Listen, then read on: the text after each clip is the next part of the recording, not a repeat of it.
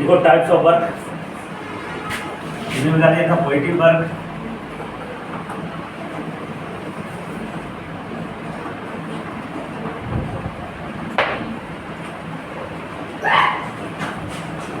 Negative work, तीसरा zero work. Positive work लिख रहे तो positive work when we apply any force, when we apply any force on any object,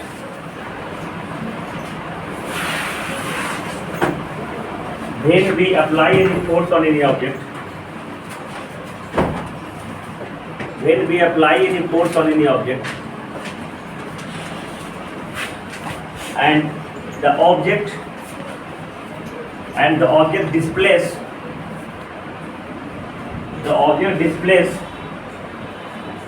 in the direction of force,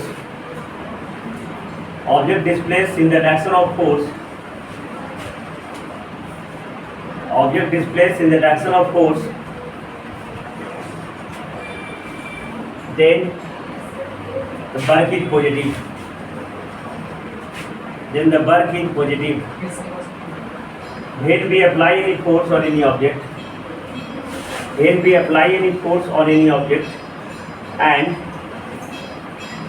the object displays in the direction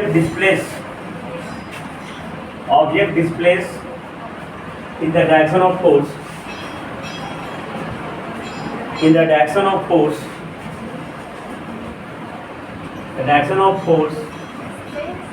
object displays in the direction of force, then work is positive,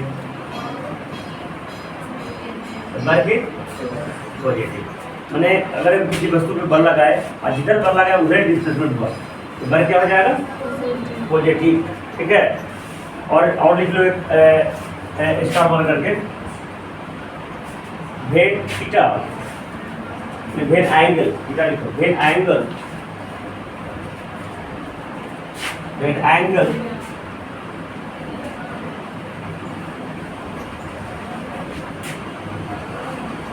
angle is, when angle is between 0 to 90 degree, is between 0 to 90 degree, then work is positive. तो force angle पे लगाएंगे किसी object पर, तो force जो है अगर 0 से 90 के बीच में एंगल लगाएंगे तो वर्क क्या हो जाएगा? पॉजिटिव, है ना? बात भी एक बार दिखाते रहे, लेकिन 90 से 180 डिग्री के बीच में जब एंगल लगाएंगे तो वर्क निगेटिव हो जाएगा, और 90 डिग्री पर जब एंगल लगाएंगे तो वर्क क्या हो जाएगा? जीरो हो जाएगा। ठीक है, याद रहेगा। 0 से 90 डिग्री के बीच में जब एंगल रहेगा, मैंने किसी ऑब्जेक्ट पर जब फोर्स लगा रहे हैं वो एंगल कितना होगा? 0 से 90 के बीच में, तो क्या हो जाएगा? Positive work. 90 डिग्री पे लगाएंगे, 90 डिग्री पे फोर्स लगेगा, ऑब्जेक्ट डिस्प्लेस इधर कर रहा है और फोर्स लग रहा है नीचे की ओर, सरफेस अब दोनों के बीच 90 डिग्री पर बनेगा तो क्या हो जाएगा? Zero work. और एंगल 190 से बड़ा 180 से छोटा रहेगा तो वर्क क्या हो जाएगा? निगेटिव। तो लिखो कि दूसरा लिखो, निगेटिव वर्क, नेगेटिव वर्क। देखो, when we apply any force on any object, when we apply any force on any object, when we apply any force on any object and the object displays in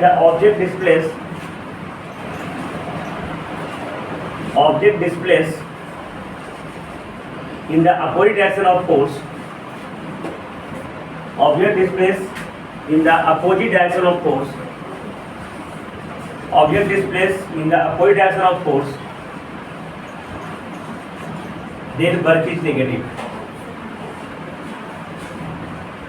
Then work is negative.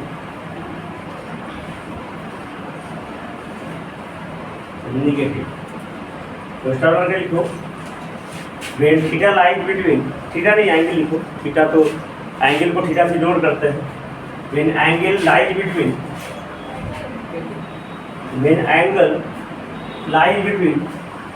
90 to 180, lies between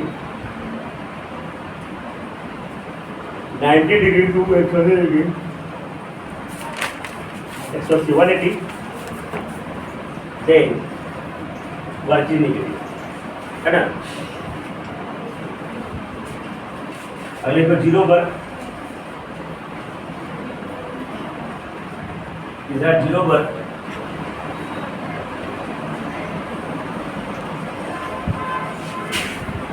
देखो, then we apply any force on any object,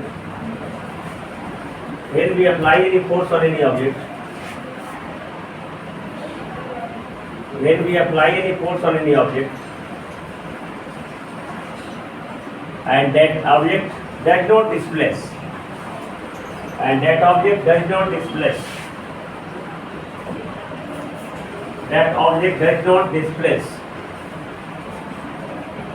then work done is zero.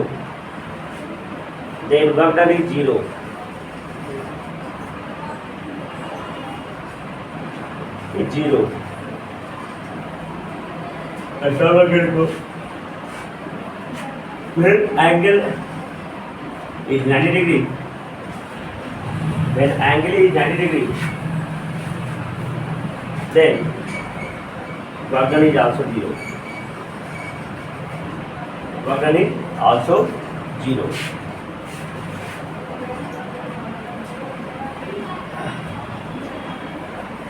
और ये जो angle क्या चीज है? Angle between displacement and force, ठीक है। जिधर बस को डिस्प्लेस करेगा और जिधर से बल लग रहा है, तो बल के एक्शन और डिस्प्लेसमेंट का जो लाइन ऑफ एक्शन होगा, है ना, उसके बीच के एंगल को क्या कहेंगे? तो जो एंगल कंसीडर होगा, ठीक है। ये 3 कैसे बताया? पहले ही बता दिया था, फॉर्मूला बता दिया, W बराबर F.S या Fs cos थीटा। कोई किताब में FD cos थीटा लिखेगा, जहाँ डिस्प्लेसमेंट को D से जोड़ कर करेगा, तो डिस्प्लेसमेंट को D से करें या S से करें, तो एक दूरी है ना। अगर तो एनर्जी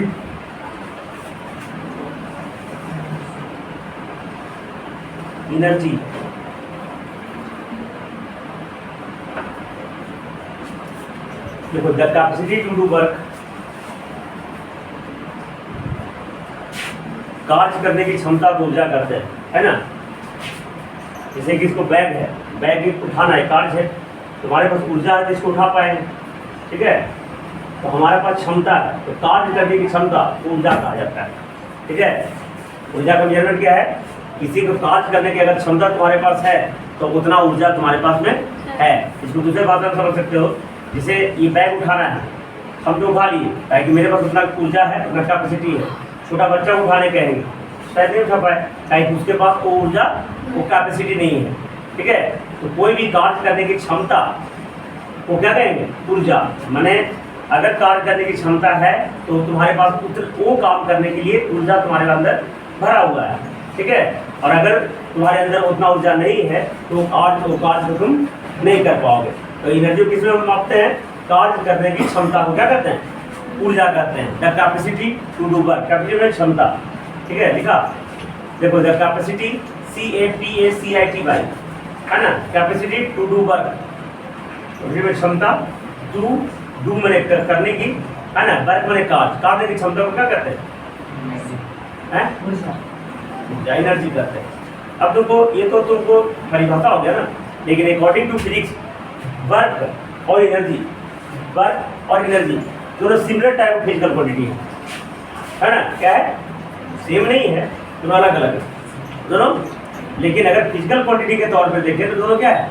सेम है। क्या है? ताकि दोनों का ऐसा जूल ही होगा। क्या होगा? हाँ, सीजीएस यूनिट में शायद एनर्जी का ऐसे कैलोरी हो जाता है। क्या होता है?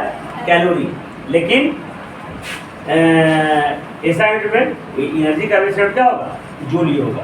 वर्क का रिजल्ट क्या मैंने बताया था? जूल ही बताया था, बताया था ना।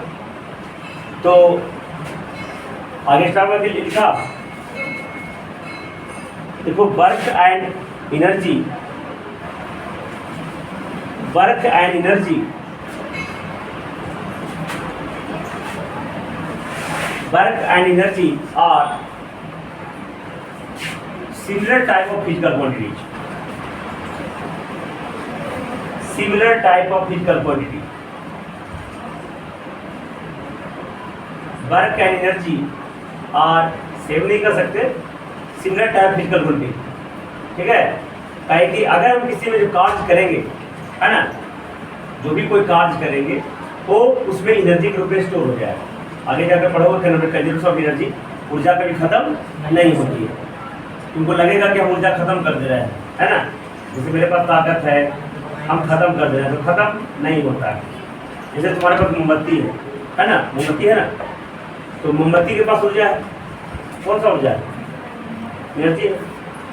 एनर्जी बहुत सारे टाइप्स का होता है, बताते हैं, जैसे क्लास 7 में पढ़ चुके होंगे। यहाँ तो 2 ही टाइप ऑफ एनर्जी पढ़ने का है, लेकिन बहुत सारे टाइप ऑफ एनर्जी पढ़ने का होगा, है ना। तो ऊर्जा कभी खत्म नहीं होगा, कभी नहीं होता है। जैसे कि अभी जो इलेक्ट्रिकल एनर्जी है ना, वहाँ से बाहर से आ रहा है बिजली, तो इलेक्ट्रिक एनर्जी हुआ। अब ये एनर्जी कौन सी में पंखा चला दिए तो मैकेनिकल एनर्जी में चेंज हो गया, चेंज हो गया मैकेनिकल एनर्जी से, है ना, मैकेनिकल एनर्जी से कौन सी में चेंज हुआ? इन्वायरमेंटल एनर्जी में चेंज हो जाएगा। ये हवा को सर्कुलेट कर रहा है, ये हवा इन्वायरमेंट में फेंक रहा है ना। हम जो बोल रहे हैं तो हमने कौन कौन एनर्जी से ट्रांसफर हो रहा है? सब लोग खाना खाया, एनर्जी मिला, तो केमिकल एनर्जी हुआ। हमारे अंदर एनर्जी है ना, हमारे अंदर जो एनर्जी स्टोर है उसे हम केमिकल एनर्जी कहेंगे। और एक केमिकल एनर्जी हम बोल रहे हैं साउंड एनर्जी में चेंज हो रहा है। और साउंड कहाँ जा रहा है? इस एटमॉस्फेयर में जा रहा है, एटमॉस्फेरिक एनर्जी में चेंज हो गया, ठीक है। तो ऊर्जा कभी खत्म, सिर्फ क्या होता है, एक फॉर्म से दूसरे फॉर्म में ट्रांसफर होता है, ठीक है। ऊर्जा खत्म होता ही नहीं है। मोमबत्ती का एग्जाम्पल लिया, तो मोमबत्ती में भी जो मोमबत्ती जल रहा था वो केमिकल एनर्जी के सहारे जल रहा था, कोई साथ जल रहा था। और केमिकल एनर्जी से जब हम जलाए तो क्या हुआ? लाइट एनर्जी, प्रकाश देता है, तो लाइट एनर्जी चेंज हुआ। हीट भी, मोमबत्ती के ऊपर हाथ रखोगे तो हाथ गर्म भी हो जाएगा, तो क्या केमिकल एनर्जी से क्या चेंज हुआ? Light and heat energy. और लाइट और हीट कहाँ जा रहा है? एटमॉस्फेयर में जा रहा है। इससे क्या बन गया? एटमॉस्फेरिक एनर्जी में चेंज हो गया। अब इस एटमॉस्फेरिक एनर्जी का क्या होता है बताओ? इस एटमॉस्फेरिक एनर्जी का क्या होता है? हमारे इतने पेड़ पौधे हैं, इस एटमॉस्फेरिक एनर्जी से, यही एटमॉस्फेयर से CO2 लेते हैं, CO2 लेके जमीन से पानी लेके खाना बनाते हैं, खाना बना के खाना तैयार करते हैं, खाना को फिर हम खाते हैं, है ना। खाना को खा के फिर अपने आप के अंदर केमिकल एनर्जी पैदा करते हैं, और केमिकल एनर्जी फिर से बोलते हैं, फिर एटमॉस्फेयर में चला जाता है। तो यही प्रोसेस चलते रहता है। तो इधर इसको समझने के लिए तो एक सिंपल एग्जांपल बताते हैं। तुम्हारे पास एक पैसा होगा, ऐसा है पास में, है ना, कितना रुपया है? हाँ, कितना है? 50 रुपया। तुमको हो सके सरकार से गुस्सा आ जाए, गवर्नमेंट से गुस्सा आ जाए, और तुमको अगर आशा का फाड़ दो, सरकार के हम पर गरीब बनाएंगे, जितना पैसा तुम्हारे पास आएगा सब पैसा फाड़ ले जाओगे, तो क्या पैसा खत्म हो जाएगा? रिजर्व बैंक उस नए नंबर का नए नोट छाप देगा, तुम अपना फाड़ दिया, तुम्हारा गया। तो पैसा तुम चाह के भी खत्म नहीं कर सकते। तुम क्या करोगे? जैसे तुम्हारे पापा कहीं काम कर रहे हैं, वहाँ से पैसा तुम प्राप्त कर रहे हैं, हम तुम्हारे पास काम कर रहे हैं, तुमसे पैसा हम प्राप्त करेंगे। हमारे पास भी कोई काम कर रहा होगा, मकान बना रहा है, फलाना बना रहा है, गाड़ी रखे तो गाड़ी का मैकेनिक हुआ, तो हमसे पैसा वो प्राप्त कर रहा है, तो वही पैसा का सर्कुलेशन हो रहा है। पैसा उत्पन्न भी तुम नहीं कर सकते। अपने मन से घर में पैसा छाप लोगे? पैसा छापने वाली रिजर्व बैंक है ना, बैंक है, रिजर्व बैंक पैसा छापता है, ऐसा हम लोग सुने हैं, देखे नहीं है, नहीं गए रिजर्व बैंक का। तो पैसा हम उत्पन्न भी नहीं कर सकते, अपने मन से मन हुआ के कुछ भी नंबर डाल के उसी तरीका का नोट छाप लेंगे, नहीं होगा, नहीं चलेगा, है ना। और अपने मन से खत्म भी नहीं कर सकते। सिर्फ क्या कर सकते हैं? हम ट्रांसफर कर सकते हैं, किसी से लेंगे किसी को देंगे, ठीक है। तो दिक्कत है, तो दिक्कत दूसरा एनर्जी भी है, एनर्जी भी हम खत्म नहीं कर सकते। एनर्जी का भी सिर्फ एक दूसरे क्या है?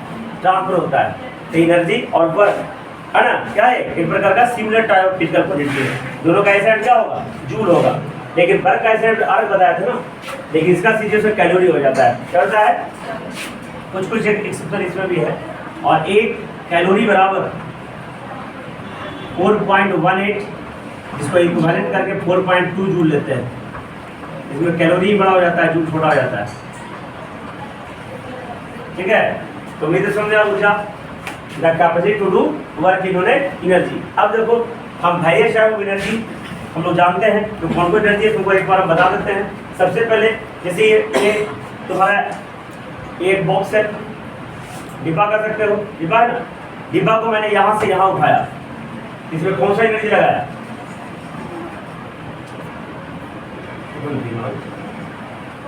कौन सा लगाया बेटा? मस्कुलर एनर्जी, अपने मसल्स के इस्तेमाल करके इस्तेमाल लगाया। घोड़ा जो है टांगा खींचता है, बैल जो है बैलगाड़ी खींचता है, कौन सा एनर्जी इस्तेमाल होता है? Muscular energy. तो the energy used by muscles, है ना, muscles of the animals and the human being known as muscular energy. ठीक है, अब जो बोल रहे हैं, हम जो बोल रहे हैं, ये भी एक एनर्जी है, इसे कहते हैं साउंड एनर्जी, है ना, साउंड एनर्जी। तो जैसा बोल रहे हैं ना, है, अब कभी तुम्हारे से कान में आके बोलेंगे, दिक्कत में आ जाओ, है ना। नहीं विश्वास है, एक बहुत बड़ा स्पीकर एक रूम में बजा लेना और सुनना, नहीं सुन पाओ, कोई एनर्जी जनरेट करता है, कोई एनर्जी से तुमको परेशानी हो जाएगी, पता है। बहुत बड़ा साउंड अगर इस दीवार पे चला दो ना, दीवार तोड़ देगा। देखो नहीं देखो, ये बड़का डीजे है ना, डीजे का बहुत बड़ा साउंड तुम किसी नॉर्मल दीवार पे लगा दो, इसको थोड़ा सा पीको, तोड़ देगा दीवार, वाइब्रेशन होकर तोड़ देगा, उसमें भी एनर्जी है। ठीक है, अब देखो ये लाइट है ना, लाइट भी एक एनर्जी है, इसे लाइट एनर्जी कहते हैं। लाइट की एनर्जी का स्मॉलेस्ट पार्टिकल फोटोन होता है। क्या होता है? लाइट जो इस एनर्जी का, लाइट में बहुत सारे पार्टिकल्स है, उस पार्टिकल को फोटोन कहते हैं। फोटोन एक एनर्जी पैकेट्स है, जिस रूप में लाइट एनर्जी आगे जो ट्रांसमिट करता है। आगे जाके पढ़ोगे फोटोन के बारे में, इसके बारे में, फोटोन के बारे में। तो ये लाइट के द्वारा एनर्जी उत्पन्न हो रहा है, क्या कहेंगे? लाइट एनर्जी कहेंगे। जो मेरे आवाज के द्वारा उत्पन्न हो रहा है साउंड एनर्जी कहेंगे। ठीक है, एनर्जी मसल्स के द्वारा उत्पन्न हो रहा है, उसको मस्कुलर एनर्जी बोलेंगे, है ना। और भी बहुत सारे टाइप के एनर्जी होते हैं, है ना। जियोथर्मल एनर्जी नाम सुने हो? जियोथर्मल एनर्जी तुमने सुनी हो? जियोथर्मल एनर्जी नहीं सुनी, सुना देते हैं, आगे समझ बोलना कि नहीं सुने, है कि नहीं। ये पृथ्वी देख रहे हो, जियो मैंने पृथ्वी होता है, ज्योग्राफी पढ़े हो, जियो जो ग्राफी, जियो मैंने भू, ग्राफी मैंने गोल, भू मैंने पृथ्वी, गोल मैंने अध्ययन, पृथ्वी के अध्ययन को भूगोल कहते हैं। इतिहास, इति मैंने पहले, हास मैंने जानकारी, पहले की जानकारी को इतिहास करते हैं। जीव विज्ञान, जीव के बारे में ज्ञान को जीव विज्ञान करते हैं। इसे दो विज्ञान में बांटा गया है, पादप विज्ञान और जंतु विज्ञान, बोटनी और जूलॉजी। हम हिंदी दोनों जानते, इसलिए आई नो बोथ, बहुत यूनिक है, सब बढ़िया। तुम या तो हिंदी जानोगे या तो इंग्लिश जानो, है कि नहीं। पोलिनोमियल की हिंदी बताओ, पोलिनोमियल की हिंदी, पोलिनोमियल पढ़ी हो ना, सेकंड चैप्टर पोलिनोमियल पढ़ेगी, हिंदी बताओ। हम जानते हैं, हम लोग सब जानते, बहुपद होता है। अच्छा, इक्वेशन का हिंदी बताओ, बताओ मुझे। समीकरण करते हैं तो हम दोनों जानते हैं, है ना। तो मस्कुलर एनर्जी, हाँ, जियोथर्मल एनर्जी बता रहे थे। तो ये जो पृथ्वी देख रहे हो ना, पृथ्वी देख रहे हो, पृथ्वी का सरफेस देख रहे हो, तो इस सरफेस पे मान लीजिए जितना टेम्परेचर है, तापमान है ना, तभी तो पंखा चला रहे हैं, बंद कर देंगे परेशानी में आ जाओ, तो टेम्परेचर है। तो इस सरफेस से पढ़ाया गया कि अभी तक नहीं, इस सरफेस से ऊपर जाओगे तो टेम्परेचर घटेगा।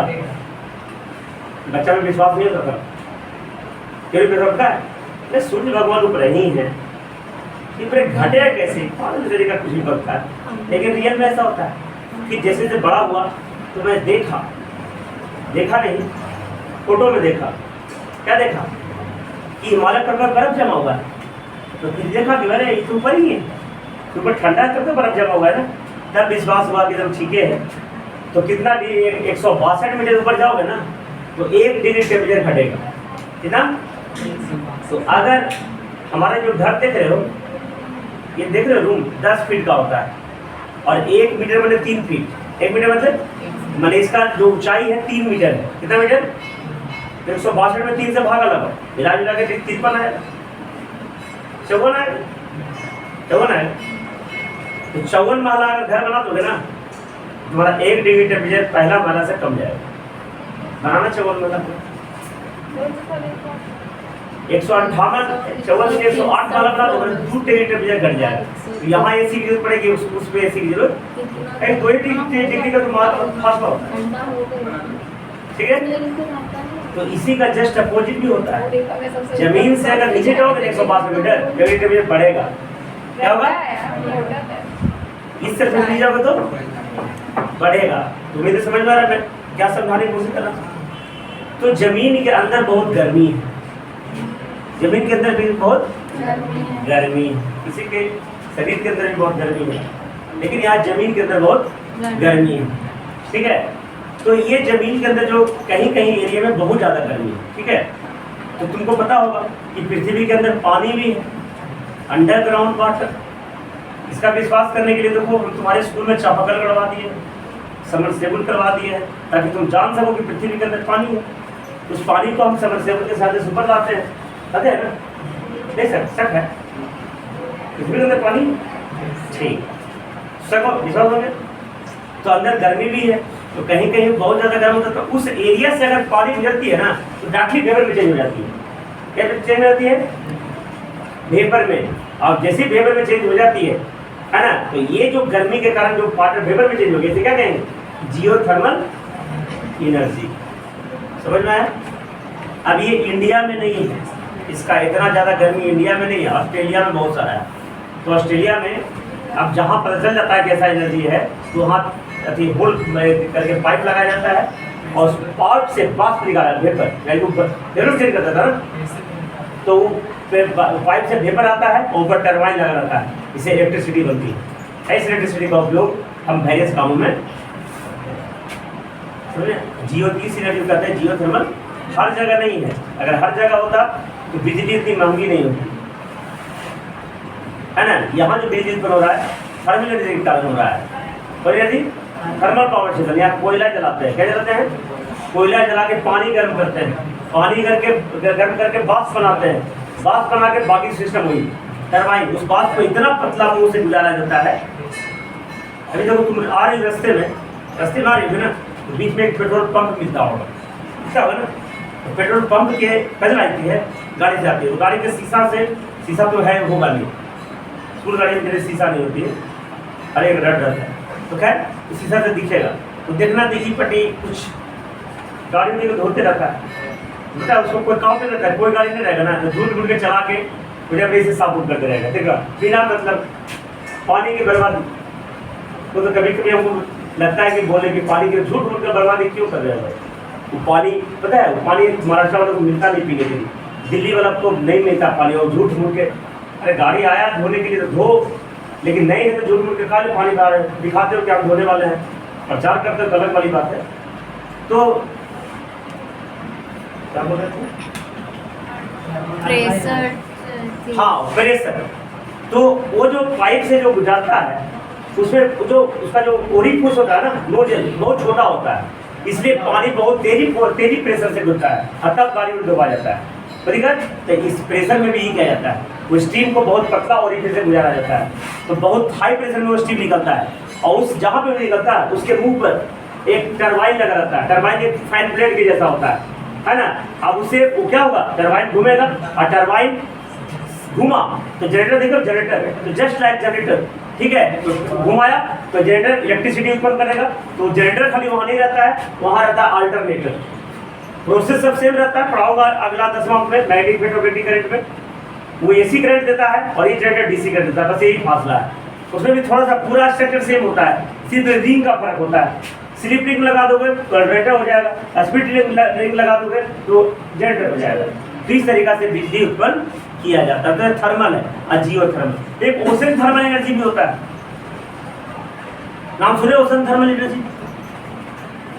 अब सुना है कि नहीं? पता है एक आदमी था, ध्यान सुनो, एक आदमी था, वो बोला हमको आप पहचानते हैं,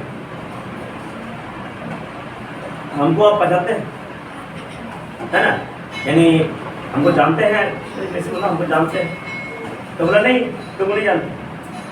क्या बोला? क्या जाना तुमको नहीं जाने, नहीं जानते। तो घूर घार के गया, 2 घंटे के बाद फिर आया, हमको जानते हैं? तो नहीं जानते। बोला अगले 2 घंटे पहले नहीं जाना। अब अगले सवाल से जियोथर्मल एनर्जी समझ गई। अब अगले ओशन थर्मल, अब सुन ली ocean thermal energy. Ocean thermal energy क्या है? ओशन होता है महासागर। कौन सागर? महासागर। पूरे वर्ल्ड में कितना है? 5 है। सबसे बड़ा ओशन इंडिया में नहीं है, पैसिफिक ओशन जापान के आसपास है। बेचारा का दुर्भाग्य है, जापान वाले को दिमाग बहुत बढ़िया मिला, लेकिन क्या बोले ऐसा जगह पे है कि डेली भूकंप आता है। बेचारा एक अपने मन से घर नहीं बना सकता। सेव वाला जो सेव लाते हैं ना, सेव वो फटी देकर फटी वैसा घर रहता है। आता है भूकंप, 4 फुट के ताश नष्ट हो जाता है, फिर जाता है भूकंप, फिर घर पे आता। ऐसा घर रहना पक्का प्लस्तर, ऐसा घर नहीं बना सकता। हम देखे नहीं है, सुने हैं, इसलिए मत करना कि अगर तुम जापान चले जाओ तो कहेगा ऐसा झूठ बोल रहे थे। मैं नहीं गया, ऐसा सुना है कहीं कि बहुत भूकंप आ जाता है पर डे, हो सके इमीडिएट भूकंप आ जाएगा, कभी भी कुछ भी हो सकता है, डरते नहीं होंगे। और वहाँ बुलेट ट्रेन है, सोचो हम नहीं समझ में नहीं आता। तो खैर, तो ओशन समझ रहे, तो ओशन नीचे ओशन हो गया, फिर सूर्य भगवान है ना। सूर्य भगवान की पूरा दुनिया में कहाँ पूजा होती है? हमारे राज्य बिहार। और हम लोग बिहार राज्य के ऐसे निवासी हैं, ऐसे निवासी हैं, है कि नहीं? दुनिया में हर कोई उगते सूरज को सलाम करता है, लेकिन हम लोग बिहारी ऐसे हैं कि उगते सूरज के साथ डूबते सूरज को भी याद किया जाता है। तो हम लोग को डूब रहा है उसको हम लोग बचा लेते और डूबते को सहारा देते हैं। जैसे जितना भी तुमको बड़े बड़े कंपनियां हैं, अमेजन नाम सुने, फ्लिपकार्ट, तुम जहाँ तक उसका मेन ऑफिसर जो CEO बोला जाता है, चीफ CEO का फुल फॉर्म नहीं पता होगा, पता है? CEO का फुल फॉर्म हमको पता है, चीफ एग्जीक्यूटिव ऑफिसर। वो ज़्यादातर बिहार का ही होता है, ज़्यादातर। यहाँ पे गूगल का भी CEO शायद बिहारी का था, गूगल को हैक भी करने वाला बिहार का ही आदमी था, अभी कुछ दिन पहले हैक किया था। तो सोचो हम लोग हर चीज़ को डूबते को सहारा दे रहे हैं। अगर सोचो बिहार के लोग रहकर डूब जाते, महाराष्ट्र में जाओ, जितना भी लेबर क्लास के लोग हैं, जितना भी कंपनी में लेबर क्लास में काम करने वाला, गुजरात में जाओ, तमिलनाडु में जाओ, सब काम करने वाले कहाँ के हैं? बिहार के लोग हैं। तो हर चीज़ को सहारा दिए हुए, तो हम लोग डूबते लोगों को सहारा देते हैं। हाँ कभी तो ओशन थर्मल एनर्जी मैंने क्या क्या एनर्जी समझाया? मस्कुलर एनर्जी समझाया, एनर्जी बाई मसल्स, तो देख ही रहे हो, है कि नहीं?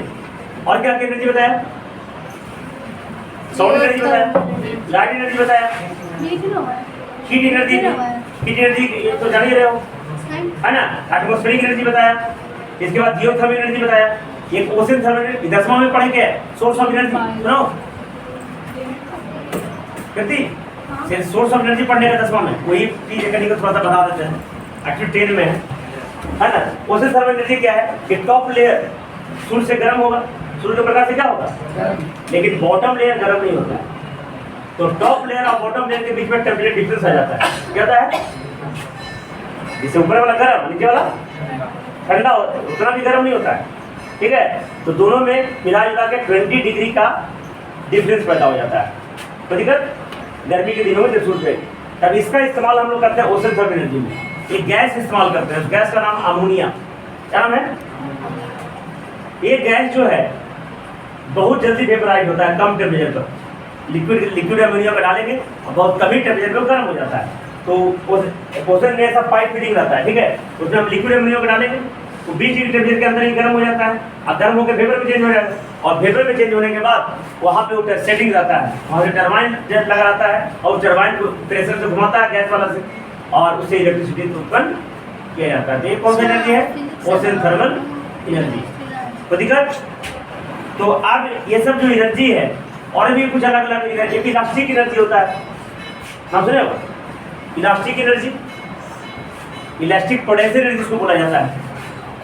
ये देखो कैटापुल्ट का नाम सुना, कैटापुल्ट का नाम सुना, तुम सुने कैटापुल्ट का नाम? कैटापुल्ट में क्या होता है जानती भी नहीं, तुम जानता?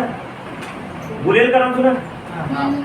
कैटापुल्ट में गुलेल, गुलेल देखो अब ऐसे एक बाई शेप का ऐसा रहेगा, नीचे इसको पकड़ेंगे, यहाँ से दो रबड़ रहेगा और यहाँ से जब भी मोटा रहेगा अब पत्थर को लेंगे और ऐसे खींचेंगे, हम मार देंगे, मर भी जाएगा, इतना पावर होता है।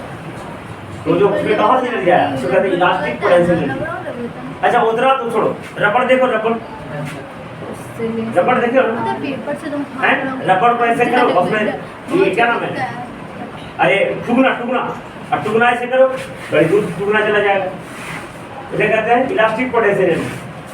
ठीक है, तो ये सब एनर्जी कुछ एक्स्ट्रा टाइप एनर्जी था जो जानकारी के लिए मैं बता दिया, पढ़ना नहीं है। पढ़ना क्या है इसमें,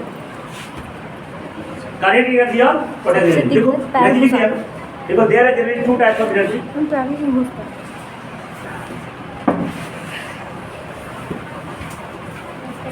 देयर आर जनरली, पढ़ना इसमें जो बाकी एक्स्ट्रा एनर्जी जो है जो मैंने बता दिया,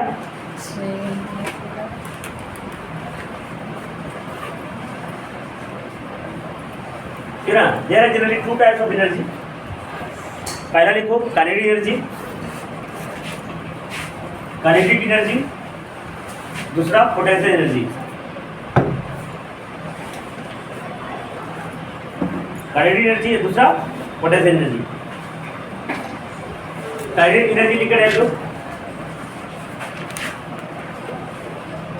देखो इधर, देखो ये मेरा हाथ है, इसको ऐसे किए, कुछ लग रहा है एनर्जी, लेकिन इसको ऐसे करेंगे, एनर्जी लगा।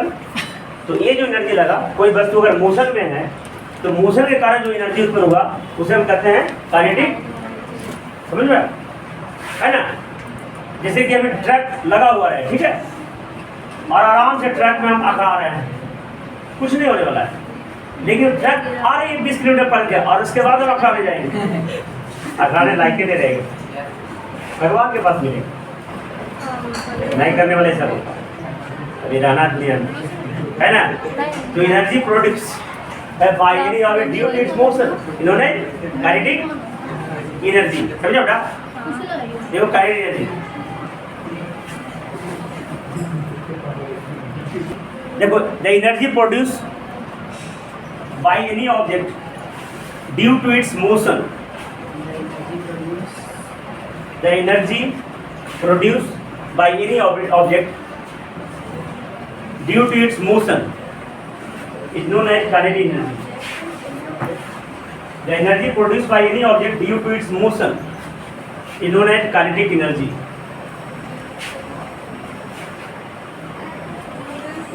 देखो मैथमेटिकली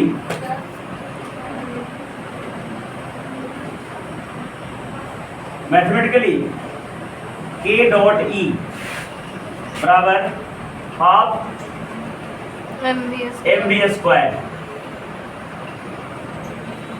हाफ mv स्क्वायर, ठीक है, हाफ mv स्क्वायर, जहाँ k डॉट ई बराबर क्या है, kinetic energy, kinetic energy, half जो एक नंबर है, फिक्स नंबर है, ऑब्जेक्ट, m क्या है, मास ऑफ द ऑब्जेक्ट,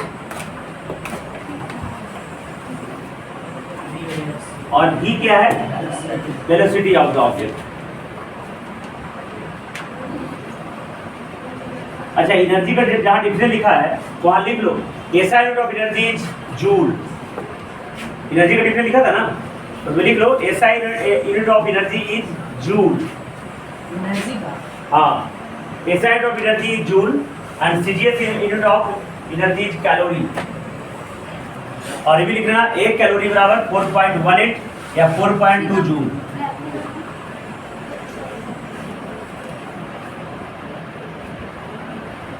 बाकी कल करेंगे, है ना।